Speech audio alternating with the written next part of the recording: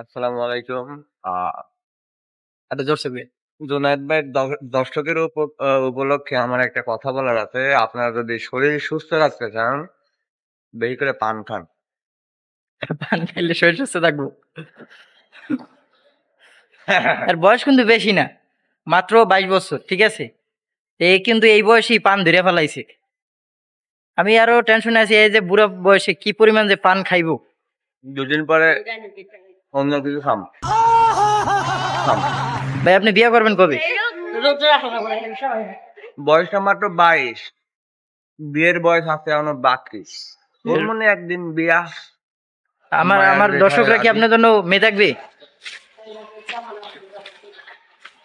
ভাই যদি চেহারা তো ভালো না, দেখতে আমি খারাপ।